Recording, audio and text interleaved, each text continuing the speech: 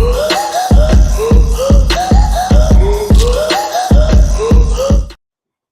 up, Talkin Fight fans? Thanks for tuning in to today's episode of Knuckle Up Female Friday Edition with yours truly, Mike Orr, and today's special guest, Lucy Wildheart. Lucy, thank you for joining me today on this wonderful Friday. It's a pleasure. Thank you very much. I'm happy to be here. We spoke about it a while, and now finally it happens. Yes. We did try to do this for a little while, but you're a busy woman with your career and everything. So, it's life of the boxer and it's the life of the interviewer. I'm used to it, but I'm glad we got you on. And we'll get underway. Do you remember the first time you put on a pair of gloves and, got that bug and started to want to box? Do you remember that time? Can you describe it for us? I remember it so much. Yeah, it was, I think it's about 10 years this year. I walked into a boxing gym. I did move. I'd done karate in the past, but then I moved for work. So they didn't have any sort of dojo there. So I walked in a boxing gym, thought I'll try that instead. Just to do something, you kind of do, if you've always done sports and martial arts, you want to carry around basically. So yeah, I walked in and the people in there was training so hard, and I was dripping, and I worked so hard, and I thought, I really like this. I want to keep training this hard for the rest of my life. And so for the first day, I said to myself, I'm going to be a world champion. Yeah, I have to do it. Yeah, I got to be a world champion. I talked to myself, and then I decided I'm going to do it. And since then, I've basically trained boxing continuously. So what gym did you start boxing at, and who were your coaches? And I guess have you transferred from having an amateur coach into a pro coach? And how did that I started out as an amateur in South Sweden. I moved to Stockholm to get even more out of my amateur career.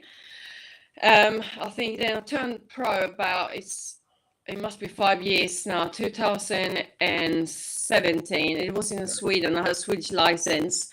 I had a good training out there, but then I got a chance to sort of move to England the year after, 2018, to train and basically be around people with on the same mission as myself and get a trainer over here. So I decided I better move. So within 6 weeks, I actually did it, and then I got English license instead. And yeah, I'm sort of on that road. I'm still here. I haven't moved back yet.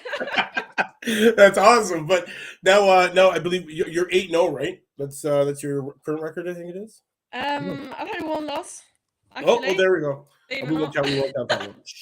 No, you didn't. It was a good one. It was a good one, though. No, it's not a loss. It's not a loss. It's a lesson. What did you learn from that loss? No. You don't learn when you lose. You only learn when you win. That's what I believe.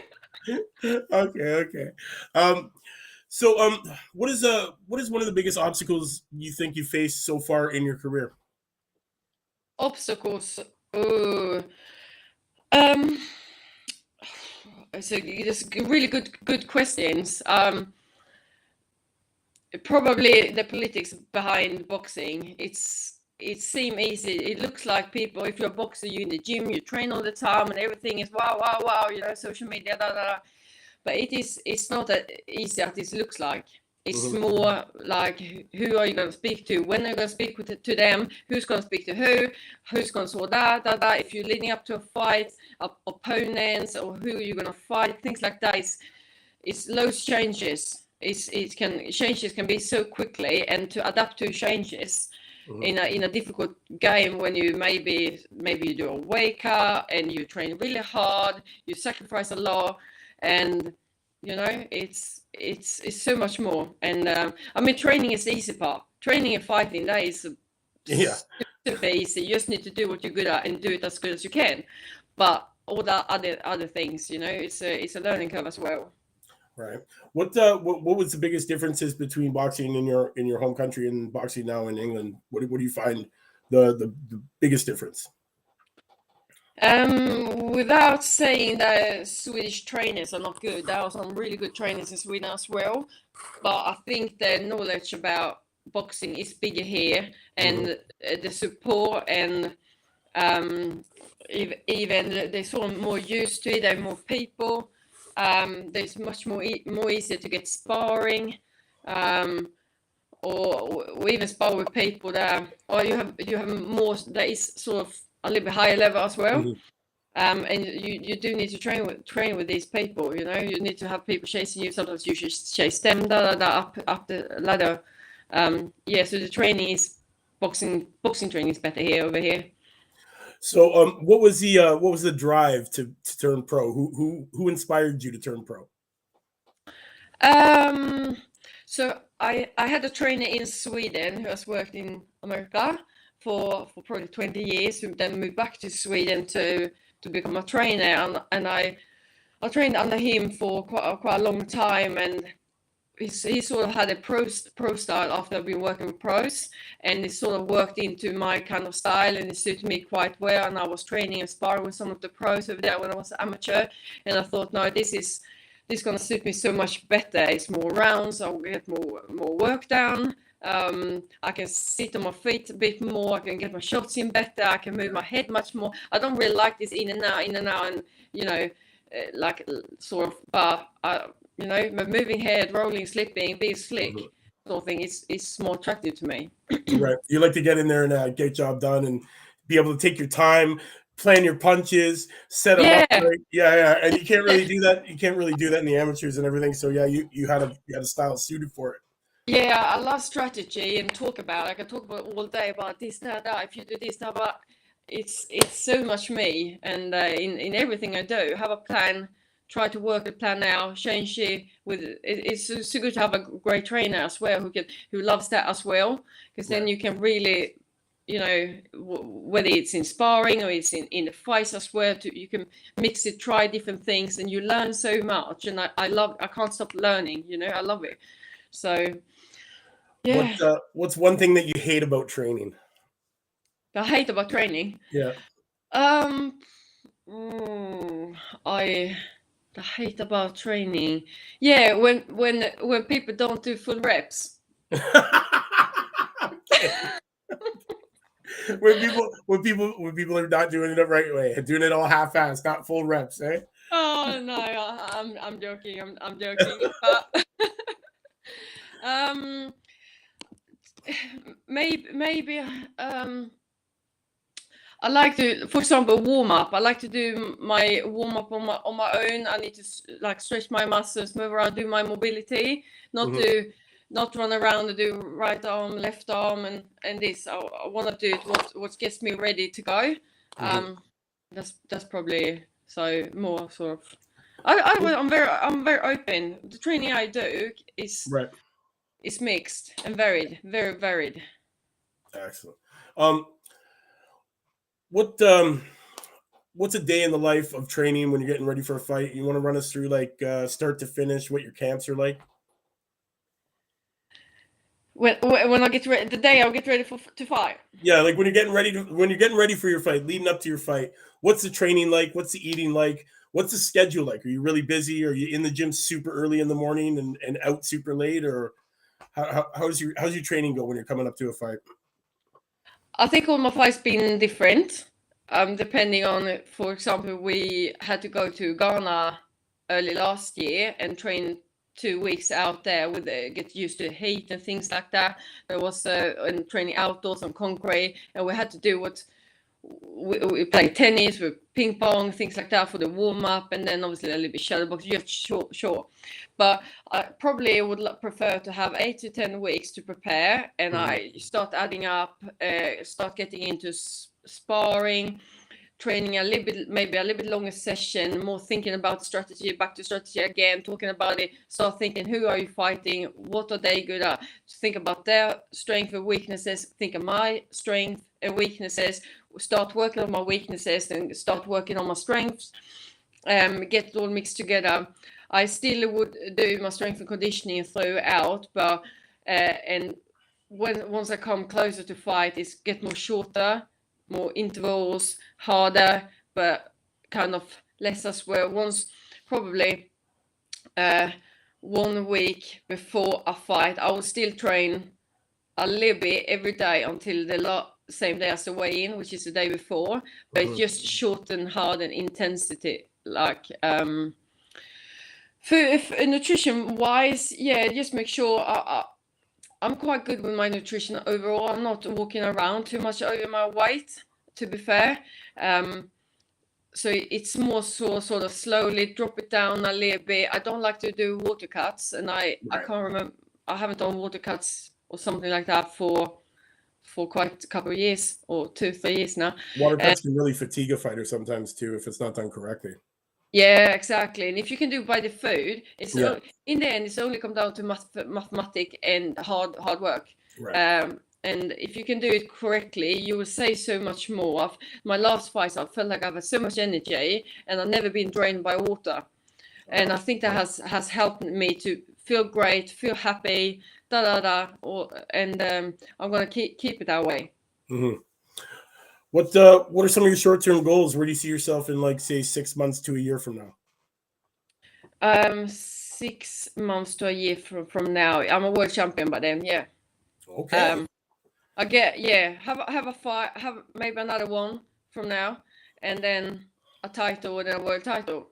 I think something is so hard to tell. This depends on what opportunities comes up, but there are opportunities around in the air coming to me. So we sort of have to sit down, look into it, and get a fight done before end of the summer, and basically just go from there.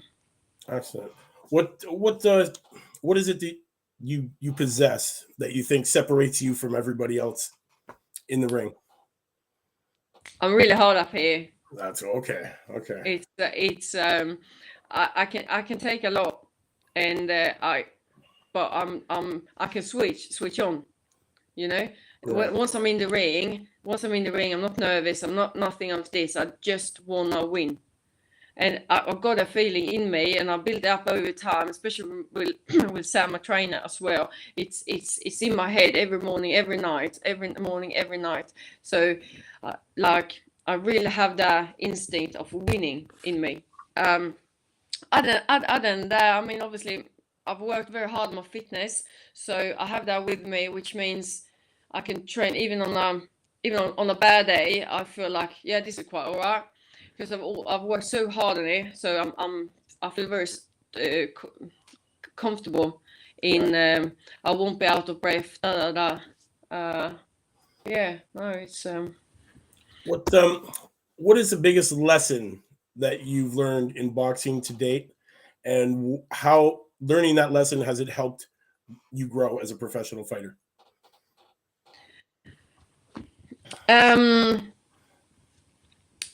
To believe in yourself is one. To really believe you can do this, you can make it work, even if it gets tricky sometimes. Like, sign right contracts, speak to the right people at the right time. Those things are always difficult.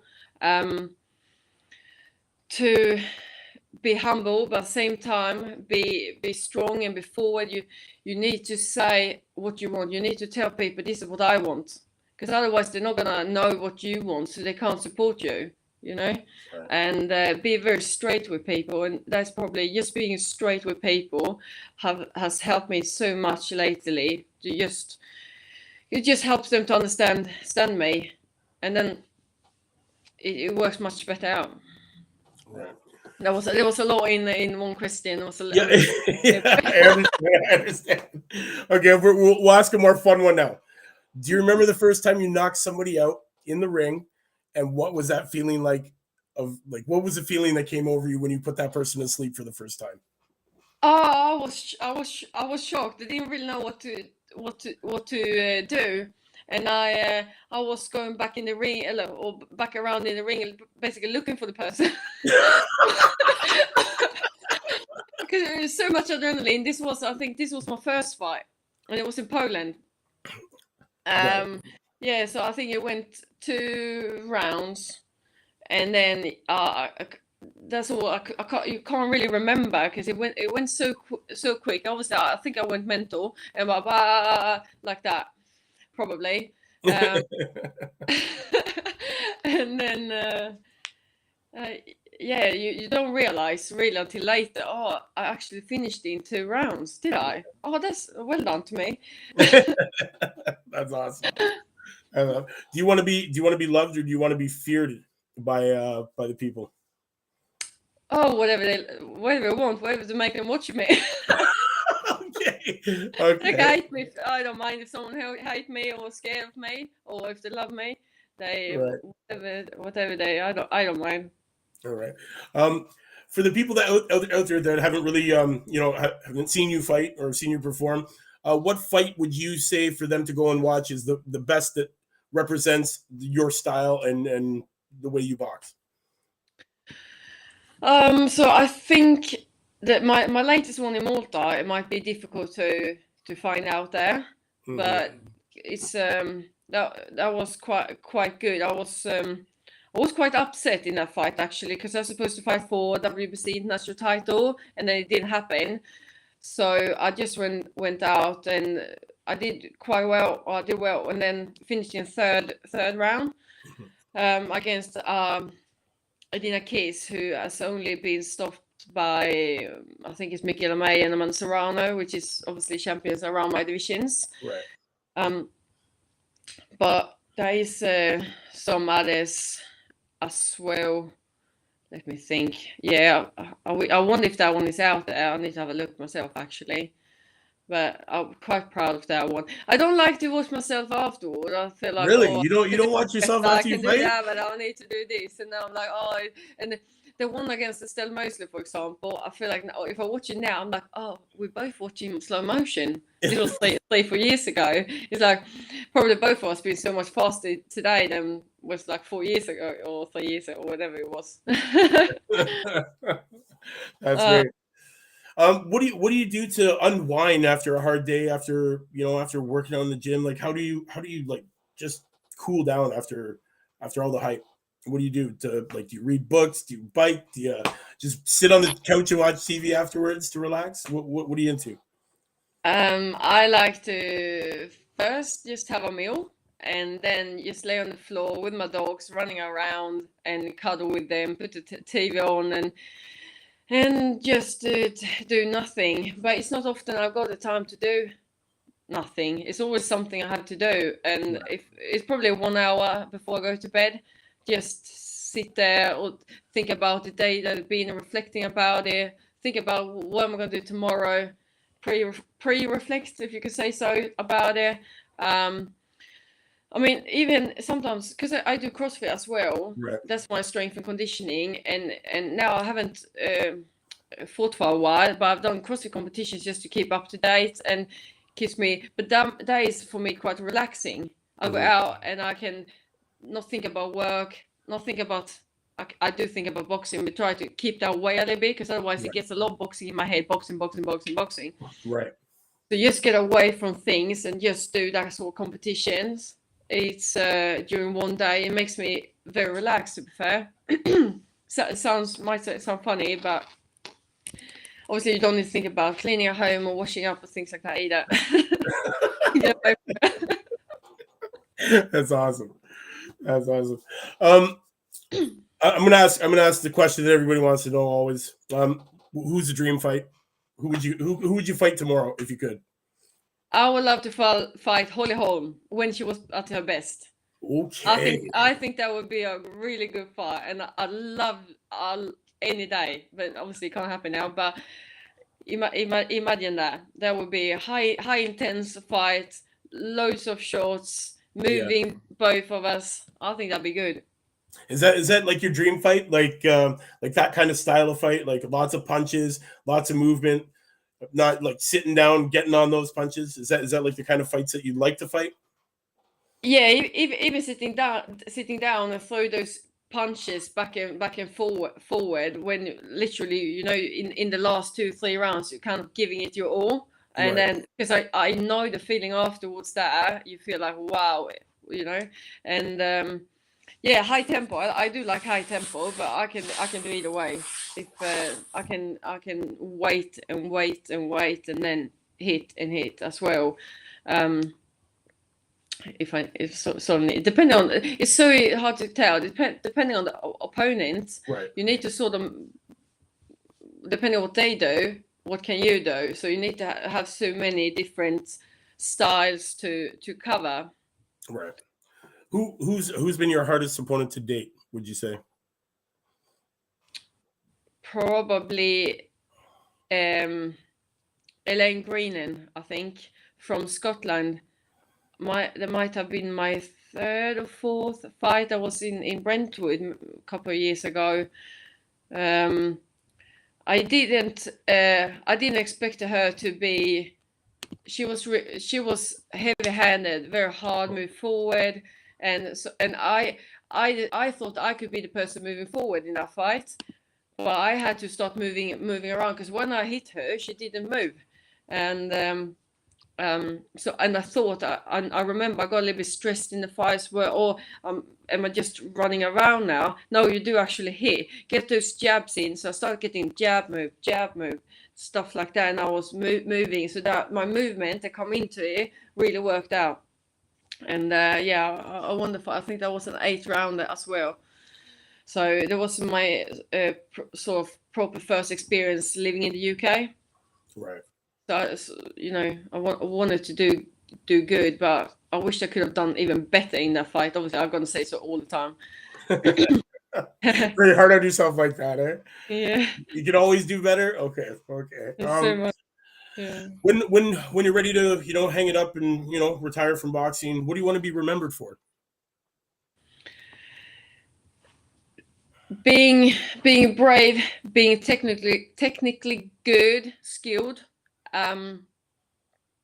being the one that has really worked my way up and put every ounce of myself into it, because that's what I feel like I've done. Everything I do is to be a better boxer, and I've spent so much time and thinking time and spend time on a trainer, really to work out what's the best in me and how do we get it out, and then obviously become a world champion. And when I win the world title, I'm gonna do it really good. Then I might just throw it all in the ring and just walk out or something, Okay, just be done with it, right? I don't know. When I'm done, I'm gonna be done, and everyone's gonna know I'm done. Right. But I'm not done yet. That's awesome. Yeah. Honestly, that's hilarious. We got a couple people here saying hello. Scrapbook Boxing is saying hi. Lucky Gray, hi. Hello, everybody. Thanks for tuning in to today's wonderful episode of Knuckle Up Female Friday with Lucy Wildheart. When's the next fight? When can we see you back in the ring again? When are you hoping? I'm not sure. I don't have a date yet. I'm not sure. We're looking to hopefully end of the summer, September, October, something like that. But unfortunately, I can't give you a date yet. Okay. But I can tell you, I think it's gonna be quite good. Okay, I know it's gonna be good. I love watching you box, man. You've got a great style. I like how you can switch between being that push forward brawler and also fighting off that back foot. Not too many people can do switch back and forth so naturally. You do it very well. You do have a heck of a very bright ring IQ. And such at a young age, it's actually great to watch. And I think you're going to be, sporting that big world championship belt, like you said, soon. Yeah, it's gonna be a great thing. Any plan to go stateside and go over to the States and fight over there at all? Yeah, I would love to do so. Yeah. Why not? I go anywhere. It's only a different venue. I don't mind where I fight. Obviously, fighting in the UK, I can bring all my people coming. I know I'm a big supporter as well, and I've people that just wait to come, and be there, and I can't wait to give them that as well. So I mean, have the next one in the UK, hopefully near the area, would be fantastic. And then when something is up, I'm going anywhere they want. Shout out to Carl. He's saying hello. Also, Eric is saying hello. Everybody, thanks for tuning in, guys, and watching today's wonderful episode. A couple more questions before we get out of here. What? Let's see here. What? There's the peeps, Lucy. Okay, everybody's Ask just us. dropping Ask us. comments right now. What do you want to know? Everybody's dropping comments. Um, so, um, what kind of advice could you give to the young women who want to follow in your footsteps? I know, like, women's boxing has come a long way in the last, say, 10 years, but you guys still go through a lot of obstacles, through your career from amateur turning into pro and everything. What's the biggest piece of advice that you could give to the young women coming up in the game today? If the worst case happens, are you still gonna continue? Imagine the worst case can happen in the boxing. Either I don't know, you break an arm or struggle with finances. You've been locked in for years in the contract. You can't fight anything. Are you still gonna continue? Do you have the passion enough to decide what you want to win and win it with a little bit of patience and a bit of time, but with a bit of structure? I mean, you can kind of probably avoid all this, but before you even start, think about how much passion you have for the sport before you start, but also start looking into, like, how does contract work? How does management work? How does promotional signings work? Read as much you can about this. Speak with so many people you just can about their experience, because you will, at one day you will sit there and you're like, shit, I shouldn't have done this. And don't get in that situation, because many of us, we've all been there, and to be fair, it's not so nice, but you can avoid quite much if you have lawyers, you have people that knows the game, you have great people around you that can support you and tell you everything you need to know before you even start. They don't supply this to boxers so much. You probably need to start talk with someone that's a former female world champion. Right. If they do right, they should show you a little bit of what can happen if you don't do right. Excellent. Honestly, great word of advice. Great word of advice. I hope all the young female boxers around the world watching today will take this piece of advice, keep it close to them, and learn from the women that have been there before you. Lucy, I know you're a very busy woman. I just want to say thank you again for coming and joining me today. I definitely would love to have you back after your next fight or just before your next fight so we can hash it up again. Honestly, I swear you'll be wearing a belt soon, and I think you're a great role model for the younger generation that's following in your footsteps. And honestly, I commend you for your great ability in the ring too. And I love watching you fight. You're a great, talented fighter, and I only hope good things for you in the future. Thank you again. Thank you so much. Thank you very much. To all the fans watching around the world, thanks for tuning in to today's episode of Knuckle Up, featuring yours truly, Mike Orr, and my special guest, Lucy Wildheart. We'll let you know the next time she's been fighting. Until then, guys, we'll see you same time next week. Different female. Knuckle up.